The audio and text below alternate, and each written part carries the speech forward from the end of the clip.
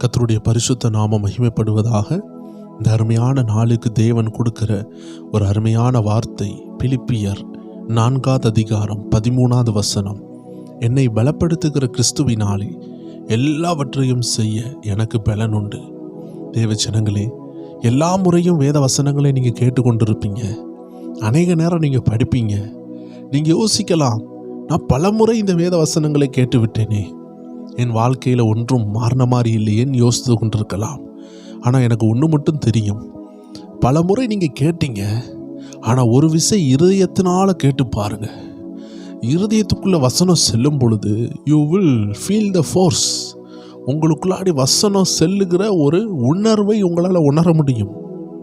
எத்தனையோ பேர் பேசுகிறாங்க, அந்த வார்த்தைகள் எல்லாம் உங்கள் சிந்தனைக்கு போகிறது, ஆனால் அதை உணர முடியாது. அதனால தான் ஒரு பக்தன் பாடுகிறார், பல கோடி வார்த்தைகள் நான் கேட்ட போதும் இயேசுவே நீர் பேசும் ஒரு வார்த்தை போதும். ஏனென்றால் தேவச்சனமே, எல்லா வார்த்தையிலையும் ஜீவன் இருக்குமா என்று கேட்டால் ஜீவன் இருக்காது. ஆனால் இயேசுவின் வார்த்தையில் ஜீவன் இருக்கிறது. இதை கேட்டுக்கொண்டிருக்கிற நீங்கள் எப்பொழுதும் போல ஒரு வார்த்தையை கேட்கிற ஒரு மனதோட நல்ல இது இருதயத்துக்குள் போகும், உங்கள் வாழ்க்கையை மாற்றும் என்பதில் சந்தேகம் இல்லை. அதனால் நீங்கள் இருதயத்தில் இதை கேட்டு பாருங்க. வேதத்தில் கர்த்தருடைய வார்த்தை சொல்லுகிறது, லீதியாளின் இருதயத்தை கர்த்தர் திறந்தார். ஸோ இந்த வசனம் இருதயத்துக்கு போகும் பொழுது you can feel the word is going inside your heart. உங்கள் இருதயத்துக்குள்ள வசனம் செல்லுகிறத உங்களால் உணர முடியும். எப்படி ஒரு உணவை நீங்கள் கடித்து சாப்பிடும் பொழுது அது தொண்டையிலிருந்து இறங்கி அப்படியே வயிற்றுக்குள்ளே போகிறத உங்களால் சின்னதாக ஃபீல் பண்ண முடியும். அப்படியே உங்கள் வாயிலிருந்து இறங்குகிறத நீங்கள் ஃபீல் பண்ணுவீங்க.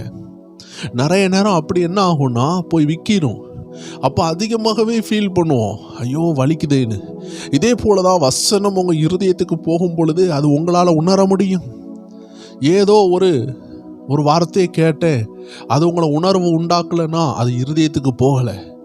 அதனால் எப்பொழுதும் வசனம் கேட்குற இந்த வசனம் எனக்கு தெரியும்னு சொல்லி கொண்டு இருக்கிறதுக்கு ஒரு பெரிய காரணம் வசனம் இருதயத்துக்கு போகாமல் இருக்கிறது. ஆண்டவர் உங்களுக்கு இன்னைக்கு வசனத்தை இருதயத்துக்குள்ளே போக உதவி செய்வாராக. காதுகளில் வழியாக சென்ற வசனம் சிந்தனையை அடைகிறது. சிந்தனையில் வந்த வசனம் உங்கள் இருதயத்துக்குள் செல்ல பிரயாசப்படுகிறது. நீங்கள் விட்டு கொடுத்து சோத்திரத்தோடு ஜெபித்து, ஆண்டவரே இந்த வசனம் என் வாழ்க்கையில் நிறைவேற்றும் என்று நீங்கள் ஜெபிப்பீர்கள் என்றால் அந்த வசனம் உங்கள் இருதயத்துக்குள் செல்லும். இன்னைக்கு உங்கள் இருதயத்துக்குள்ள கர்த்தர் விதைக்கிற ஒரு வசனம், என்னை பலப்படுத்துகிற கிறிஸ்துவினாலே எல்லாவற்றையும் செய்ய எனக்கு பலன் உண்டு. இன்னைக்கு அநேகரை பலப்படுத்துகிறது, இந்த உலகத்தாரை பலப்படுத்துகிறது ஒவ்வொரு வித்தியாசமான விஷயங்கள் இருக்கிறது. ஒரு திருடனை பலப்படுத்துகிறது அவன் திருட்டு சம்பாத்தியம். அவன் திருடினால் அவன் வீட்டில் சாப்பாடு இருக்கும், அவன் பிள்ளைகள் சாப்பிடுவாங்க. ஒரு குடிகாரனுக்கு அவனை பலப்படுத்துகிறது அவனுடைய குடி போதை, அவனுடைய அந்த உலக டாக்ஸிக்கான அந்த இன்டாக்சிகேட்டட் மெட்டீரியல்ஸ், அந்த சப்ஸ்டன்ஸ், அது அவனுக்கு என்ன செய்கிறது, அந்த போதையை கொடுக்கிறது, அது அவனை பலப்படுத்துகிறது. இது ஒரு உண்மையான பலன் கிடையாது, இது ஒரு தற்சமயமான ஒரு ஏமாற்று பலன். ஸோ இதே போல் ஒவ்வொரு நபர்களையும் உலக விஷயங்கள் பலப்படுத்துகிறது. ஒரு பெரிய அறிவில் சிறந்தவன் படிப்பாளியே அவனுடைய படிப்பு பலப்படுத்துகிறது. இப்படி ஒவ்வொரு வேரையும் நம்ம சொல்லி கொண்டு போகலாம். பணக்காரர்களை பணம் பலப்படுத்துகிறது, அழகேஸ்வரர்களை அழகு பலப்படுத்துகிறது, ஒன்று ஒன்றா சொல்லி கொண்டு போகலாம். ஆனால் ஒன்று மட்டும் நிச்சயம், எது பலப்படுத்தினாலும் அதனுடைய லெவலுக்கு ஏத்தாக்கில் தான் அது பலப்படுத்தும். ஆனால் நம்மளை பலப்படுத்துகிறவர் கர்த்தர் கிறிஸ்து, அவருடைய வார்த்தை. இயேசு கிறிஸ்து நம்மளை பலப்படுத்தினால் அதனுடைய லெவலே வேற. இதை நீங்கள் அனுபவித்து பார்த்தா தான் தெரியும். ஒரு முறை பவுலுடைய கையில் ஒரு பாம்பு கொத்துது. ஆனால் பவுல் சொல்லுகிறார், என்ன பலப்படுத்துகிற கிறிஸ்துவினால் எல்லாவற்றையும் செய்ய எனக்கு பலன் உண்டுன்னு சொல்லுகிறதுக்கு காரணம், மோசமான விஷம் நிறைந்த சர்ப்பம் கொத்திய பொழுதும் அவர் சரீரத்தில் அந்த விஷம் செயலிழந்தது. மோசமான கடல் சேதத்தில் விழுகிறார். அந்த கடல் சேதத்தில் கப்பல் உடைந்து கடலில் ஒரு இரவெல்லாம் மிதந்து கொண்டே வருகிறார். ஆனாலும் அவர் உயிர் போகவில்லை. யாராலையும் அவருடைய உயிரை எடுக்க முடியவில்லை, தேவ சித்தத்தை தடை செய்ய முடியவில்லை. அதனால தான் அவரால் சொல்ல முடிந்தது, எங்களை பலப்படுத்துகிற கிறிஸ்து என்று அவர் போதித்தார். இன்னைக்கு ஆண்டவர் சொல்லுகிறார், அதே இயேசு, பவுலை பலப்படுத்தின அதே இயேசு இன்னைக்கு இந்த காலை வேளையில் யாரெல்லாம் ஆண்டவரே என்னை பலப்படுத்தும் என்று சொல்லி கொண்டிருக்கிறீங்களோ, அதே இயேசு உங்களை பலப்படுத்துகிறார். உங்கள் அருகாமையில் இருக்கிறார். உங்களை பலப்படுத்துவார். ஒருவேளை ஆஸ்பத்திரியிலிருந்து இதை கேட்டுக்கொண்டு இருக்கலாம், அட்மிட்டாக இருக்கலாம், வேலை இல்லாமல் ஃபெயிலியராக உட்கார்ந்துருக்கலாம், கஷ்டத்தோடு இருந்து கொண்டு இருக்கலாம், இனி என்ன கொண்டு என்ன செய்ய முடியும் என்று யோசித்து கொண்டு இருக்கலாம். இன்னைக்கு ஆண்டவர் உங்களுக்குள்ள அவருடைய பலனை அனுப்புகிறார். தேவ ஜனமே, சிலருக்கு பிளட் லாஸ் ஆயிரும், அவசியமாக பிளட் தேவைப்பட்டு கொண்டு இருக்கும். உடனே கேட்பாங்க, யாராவது பிளட் டொனேட் பண்ணுங்க, பிளட் டொனேட் பண்ணுங்கன்னு. அவங்க உயிர் போகிற நேரத்தில் யாராவது பிளட் டொனேட் பண்ணாங்கன்னா அவர்களை ஆயுசு காலத்துக்கு மறக்க மாட்டாங்க. பிறருடைய இரத்தம் சிலருடைய உடம்புக்குள்ளாடி போகும் பொழுது சாக கிடக்கிற அந்த மனுஷனுக்கு உயிர் உண்டாகுகிறது. இன்னைக்கு ஆண்டவர் சொல்லுகிறார், ஒருவேளை தோல்வியின் விளிம்பில் இன்னையோடு என் லைஃப் முடிகிறது, இனிமே எழும்ப முடியாதுன்னு சொல்லும் பொழுது ஆண்டவர் சொல்லுகிறார், அவருடைய இரத்தத்தை கொடுத்து உங்களை காப்பாற்றிருக்கிறார். அவருடைய ஜீவன் உங்களுக்குள்ளே போக விரும்புகிறது. நீங்கள் விட்டு கொடுப்பீங்களா? விட்டு கொடுக்க விரும்புகிறவங்க ஒரு நிமிஷம் அப்படியே கண்களை மூடி என்னோடு இணைந்து செபிங்க. தொழிலில் ஃபெயிலியரா, வாழ்க்கையில் ஃபெயிலியரா, சுற்றிலும் எதிர்ப்புகளா, ஊழியத்தில் எழும்ப முடியலையா, நம்ப முடியாத நபர்களா, எல்லாரும் ஏமாற்றுகிறாங்களா, கவலையே படாதீங்க.